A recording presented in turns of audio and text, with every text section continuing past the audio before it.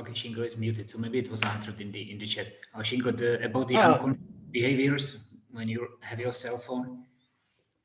Yeah. The answer is that just working, even though just working, we need to keep our balance or body structure or posture, such kind of posture control, so walking control, and also even we see the main focus is smartphone, but our surround sight is also working.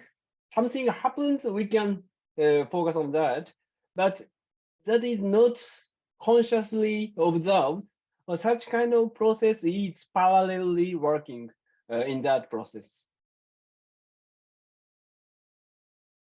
Okay, great. So I don't see other questions in the chat.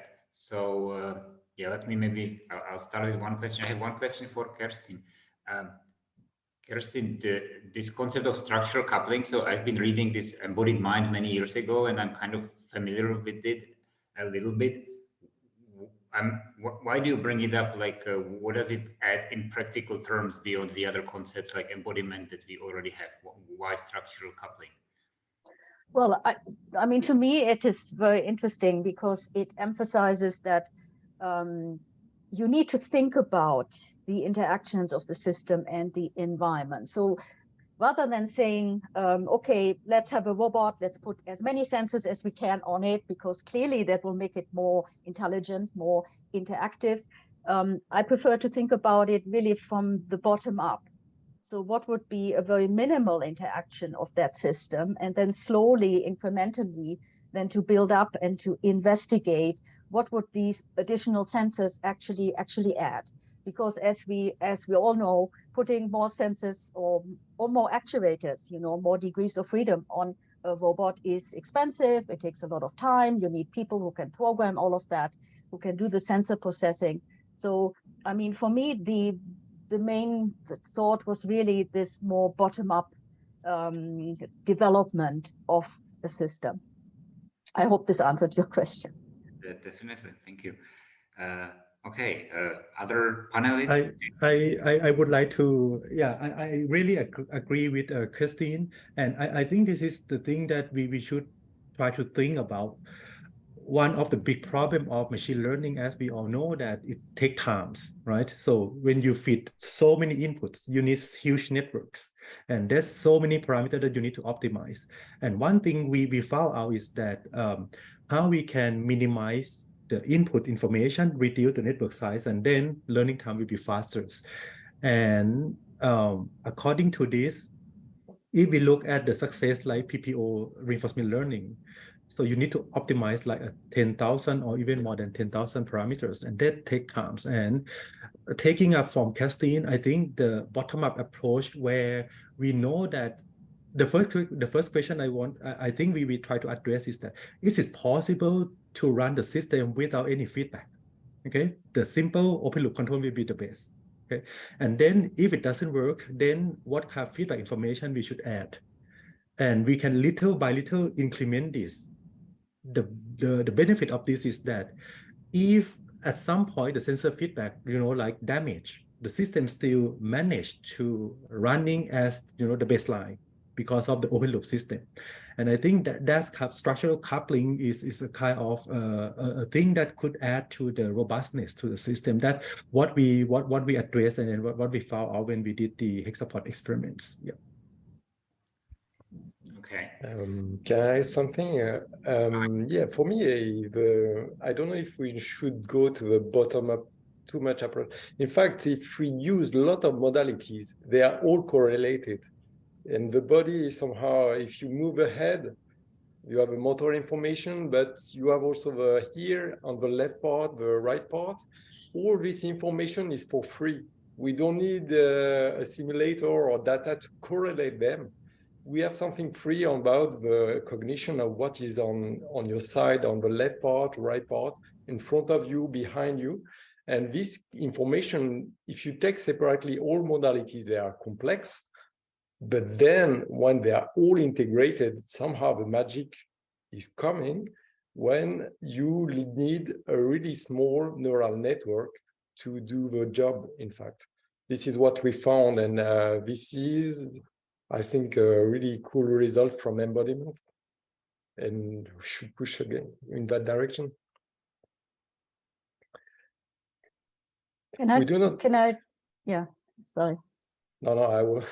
We didn't speak about ChatGPT. No, it's a joke. Yeah. No. Can I just comment on what Alex said?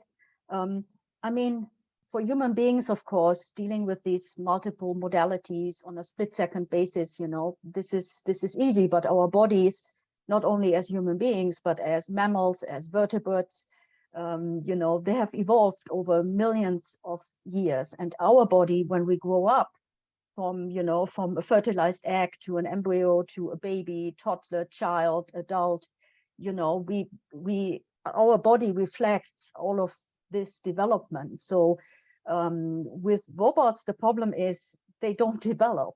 What is the robot embryo that then has these experiences and then eventually would end up, as you said, Alex, easily using all of this multimodal information? I mean, building robots is not my main job, but sometimes, you know, sometimes I have very talented students who are interested in that. And this is just when I realized that we need to do it bottom up, because we cannot rely on the system, you know, being balanced through both individual development as well as natural evolution. You know, we are the designers of these systems, but yeah. Yeah, completely agree.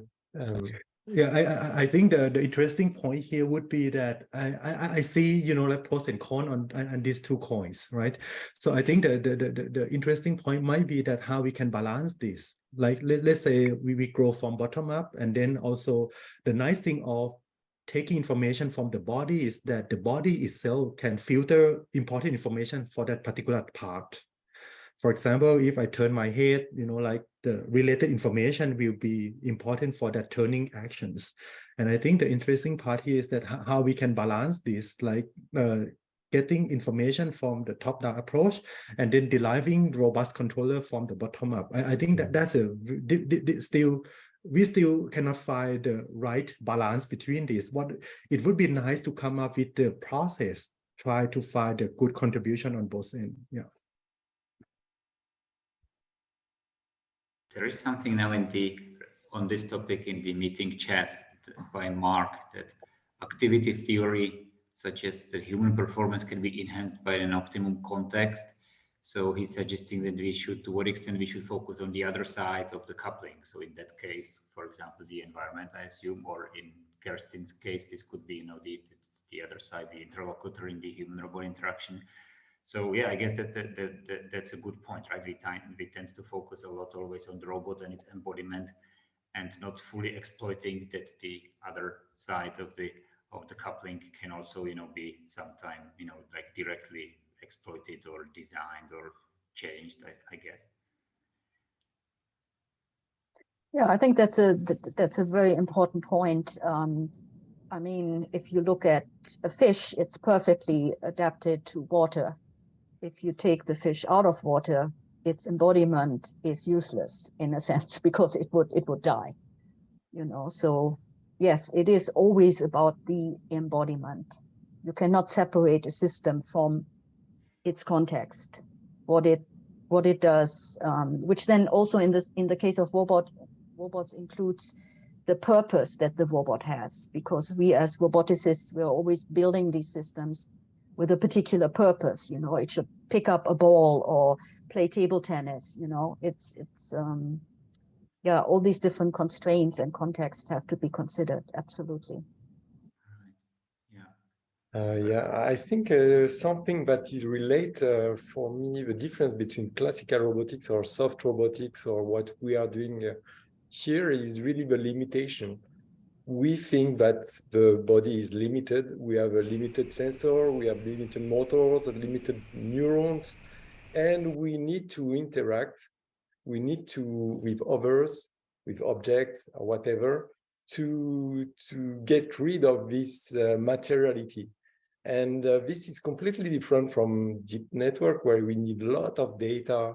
we have unlimited information, unlimited sensory, really precise motors, really precise, how to say, sensor captors.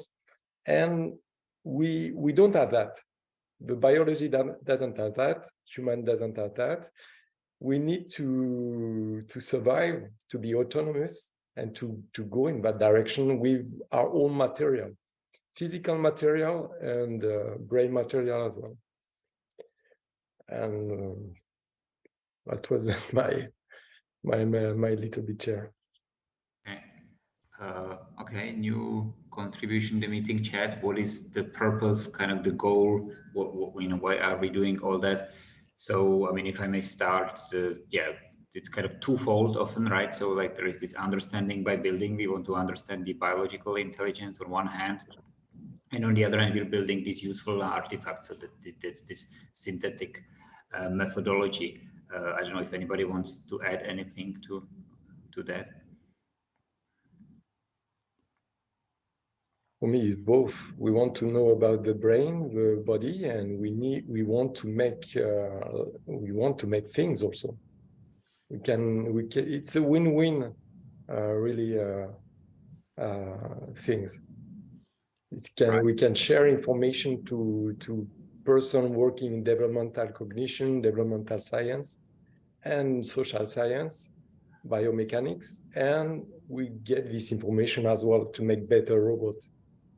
So I think it's the same for Polymerate or Kestin or Umatesh or Shingo. Yeah, I think that the key point of the bottom-up stuff is simple grounding of the environmental information.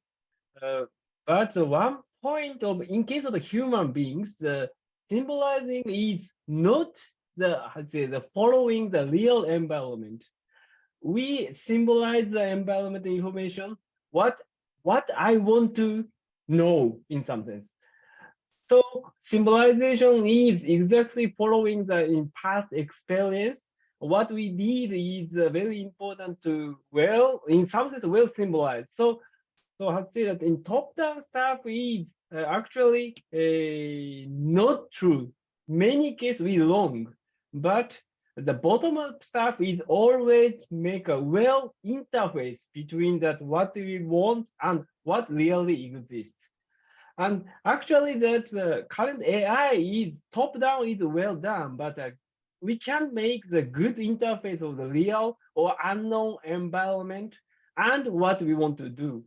So that is a very important development point of the robot technology, I think. Okay. Fumia is asking in the chat whether any of us wants to speak about differences between intelligence and consciousness. So I don't. Maybe Shingo wants to. Yeah. Consciousness is he's right that the consciousness is very created by experience. With experience, without experience or without knowledge, it is very difficult to create consciousness or good symbol grounding. Yeah, that's true.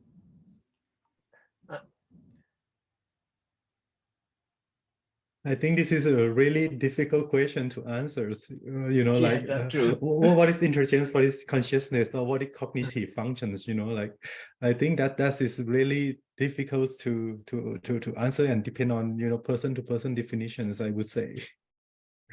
Yeah. Yeah, I would agree. I mean, even definitions on what is intelligence, what is artificial intelligence, what is what is consciousness, you know. I mean, yes. I'm not thinking about consciousness in the sense of robots, because in my view, at least, they are still so limited that I'm not particularly concerned about that. I'm more concerned about making them actually do certain things and being useful, and that's already very difficult. But that's maybe a very pragmatic point of view rather than a theoretical point of view. Very good. We have Asada Sensei. Minoru. Hello, everyone. Yeah, Hello. that's a very, very interesting question about the consciousness and engagement. But how about, the chat GPT? It's still, the symbol and language, but still it's like some sort of the agency happen. Yeah. So just we say the embodiment is in some physical embodiment, some real physical things, but somehow the chat GPT may have some sense of, how to say, some sort of the agency. It seems, it appears. So what should we think about it? Yeah, so I think this is a really interesting point. I remember that once I listened the talk of Rob Pfeiffer's, I like of his point of view of like defining this. I think that might be also come back to the point of reference, like the frame of reference aspect. So if the ChatGPT, for example, is a software which is no one behind that software answer your questions, right? That could be very interesting, intelligent software. But if we turn out that the person sitting behind the screen is the ChatGPT answer your questions, like that could be another aspect. And what Rob Pfeiffer he point out is that looking at the playing chess example, I still remember that. I think that is kind of very nice elaboration of this. So if two persons play chess together, this look okay, normal people can play chess, but if you replace that person by a dog to play chess, then that could be really intelligence to some extent, right? So I think that is kind of maybe point back to the frame of reference and our background knowledge. That's at least from my view. Yeah. Yeah. Yeah, Kerstin, go ahead. Yeah, I mean, we have had quite a bit of discussions here on ChatGPT. For example, I had to completely redesign my assignments for my courses. But for me, the point is really that this is, these large language models, they have no idea about the meaning of what they create. They are just exploiting these billions of data that they are being fed, and then they give answers without actually understanding what it is. There's no mind there. There's no agency. Something funny for you to try. Ask ChatGPT who is, and then use your own name.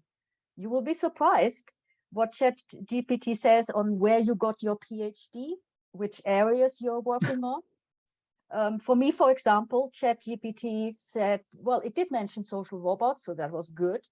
But it did mention that I work on that I've published on climate change, which I considered as a compliment, because that's a very important area of research. But clearly, I've never worked on climate change. So, but somewhere maybe in the data it was being fed, there was maybe someone with the same surname, and so, yeah, for me, this is all about meaning and understanding human nature, understanding what is the meaning, how are these words or sentences grounded in actual experience, and using moral and ethical judgment on how to interpret these symbols. But yes, I'm fascinated by, the other day we asked ChatGPT to write a grant proposal and on a certain topic, and what it created was really, really great. I mean, if I had been a reviewer of that proposal, I would have probably accepted it. Okay. So, Yeah. this is scary. This is scary. Right. But I mean, Yes. I think at least it's a very, very good tool. Yeah, very, very helpful, very, very useful tool for us. Even as a professional, we are using the ChatGPT for them, or reference letter or recommendation letter and so on. So it means that, so the ordinary people suppose that, oh, ChatGPT is like HGI or something anyhow. So one of the issue is that, okay, so many people suppose that, oh, we don't need any more researchers on the AI. ChatGPT is everything. Actually, I have a friend in the Microsoft. It's Katsushi Deuchi. He is a very famous researcher. But in the United States, the big storm, layoff many researchers, that means some sort of or some social, how to say, pressure or impact to the ordinary people. Even though we say, oh, the ChatGPT, oh, almost nothing about or the agency or the physical environment, but actually it appears that some sort of the environment, not the physical entity, but some sort of the capability of the emergence of the some sort of the information emergence happen already. So it's very, very amazing. So we should think about, reconsider about what is the environment again, So therefore, of course, I believe myself, all the time. I just claim that the physical environment is the most essential entity or something anyhow. But ChatGPT is very, very strong impact to the society, and also not only the society of the ordinary people, but also the community of the researchers. So we should reconsider about what environment actually. Yeah. Of course, deep questions. of course, I have no answer. I was just, these days I'm reading on the blog of Rod Brooks. He has a new article there on what he thinks about GPT-3, 4 and ChatGPT. One thing he mentions is that with all these systems, they are powerful when there is a human in the loop, and it's the same for for ChatGPT, because otherwise it's not reliable and it's hallucinating. And the fact that, for example, it's making up, references, which is probably quite dangerous also for grant proposals. So I think that this human in the loop there is key. Minoru, why did you ask about agency? So as I understand these systems, it's all given by your prompts. So I see the agency always on my side. It's just answering my question. Why do you think it has agency? Yeah, because actually, all the time we think about how to design the agency by using how do the environment contribute to some design of the agency, something, right? But for the ordinary people, agency is just like not the issue of the design, but the issue of the communication, the interactions. So I suppose that the ChatGPT, as you mentioned, that the ChatGPT has some sort of very high intelligence, I think so. And you mentioned that the human in the loop is one of the issues. So they all the time tuning and think about some structure or something, right? So therefore, so far, where we have focused on how to design the embodiment or the intelligence based on the embodiment, something like that. But another idea is that what is the embodiment is a very, very essential issues. So I believe that, I think that even in the ChatGPT, there's some sort of capability of the information emergence. It's like one of the very important aspect of the embodiment, the capability of the information emergence. So therefore, another issue is what is the definition of the agency itself? But go ahead. Sorry, I strongly agree that you said that about the role of body is the emergence of the information. I think that even the environment is unknown, that when we using our body, we can change that information that within our territory. So we can react to the environmental changes, even that is unknown or first meet to that environmental conditions. So I think that's very good point. That the role of the body is the emergence of information. Yeah, actually, I discussed with Takashi Ikegami, is a guy of the AirLife, and he mentioned that the definition of environment is a capability of the information emergence. That I partially agree with him. In that sense, I suppose maybe the ChatGPT already got some capability of the information emergence, the emergence of information. So therefore, yeah, again, we should think about, we should reconsider what is the environment, what is the environment intelligence. Yeah, of course, I have no answer, but it's that time that we should think. Because actually, I have been focusing on the environment intelligence for many years, but that's a big impact for me. So that it's time to reconsider what is the environment, what is the intelligence, and the environment intelligence again. Yeah. Thanks for Professor Hasada for this comment. I think it's really interesting. I mean, if we consider as information's emergence, right, then we can, we can put the body as, part of the game, or, like out of the game. And once you have this information flow, and we have the mechanism that try to manipulate informations, and then, get something out of that. And that could be something, yeah, I really agree that could be something that we could, think about. Yeah. Because on the other aspect, like soft robotics, this is also another way of, like gathering informations, and then, either passing this information further to the upper part of the body, or just try to filter that out at the lower level of the body. And I think that could be something. If we discuss about information, that could be ChatGPT, could be embodied intelligence to some extent. And by the way, while we are chatting, I am just playing with ChatGPT somehow. It's really interesting that you can teach it. Like it's first I ask her who I am, and it says something nonsense, and then I just start to teach it, give my information, and it start to understand who I am, and that is going to be very interesting in terms of learning and development process. Behind this software, there is really about transformer, something that we should perhaps really understand. I think for the neurorobotics community, there is something perhaps really important that has been found like that, and we have to think about it.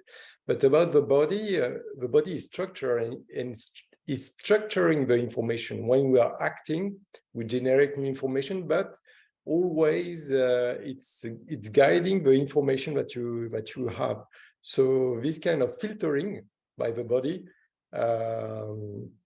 I think is really important to have a sense of agency and self and causality. If you are the causality and maybe logic, the structure, something that is really system 2 or higher level somehow.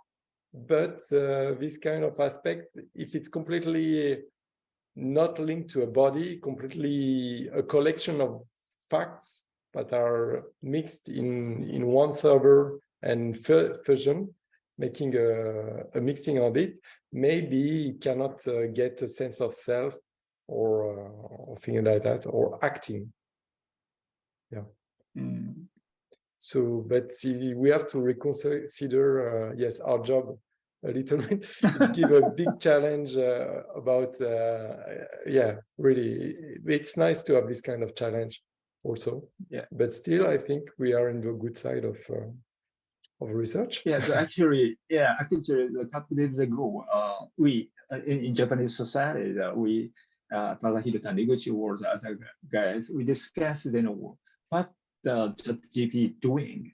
So many people suppose that symbol may have some meaning, but suppose that so many big data or the huge amount of data of the symbol itself, it's not the meaning.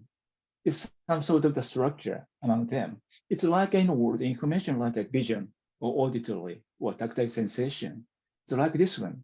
So you suppose that the environment already happened in the ChatGPT. They manipulate the symbol like a data, not the meaning of the symbol itself. The symbol is just a data, and the structure layer, as you mentioned, that structuring these data, and as a result, some sort of the meaning happened. But that's a result. But at the beginning, it's just sort of the data processing. It's like us, the environment, the vision, auditory, tactile, and also the actions and so on. So that's my interpretation. Therefore, I suppose that ChatGPT, or they may have some sort of embodied intelligence. I believe. That's my interpretation. Yeah, can I maybe just very briefly? about the self. You know, does ChatGPT have a self? I'm a big fan of Daniel Dennett's concept of the self being the center of narrative gravity, which emphasizes that we are storytellers. We are born as storytellers. We tell stories about ourselves, who we are, our history, our family, the world, other people. And this constant retelling of the story, this is our self, according to Daniel Dennett. So I like this concept very much, and I would question that a large language model can have the center. It might be a storyteller, fine, but where is the center? Where is the center of narrative gravity? Okay. Yeah, actually, I asked them the ChatGPT the long sentence, 3 pages long sentence, and asked the ChatGPT to improve based on this one. But the ChatGPT got crazy, lost the context. Yeah. But it seems to me that, oh, that's like a human, some patient of the not Asperger, but that's I say word some the disease of the cognitive function, something that one. It's like a human. It's not the ordinary people, but someone that's losing the context. But it happened to us worse many times. So therefore, it seems like humans. Okay. But of course, thank you very much for the very, very exciting discussions. And I know this is going to be a center of this community and conference. And we'll probably continue with discussions after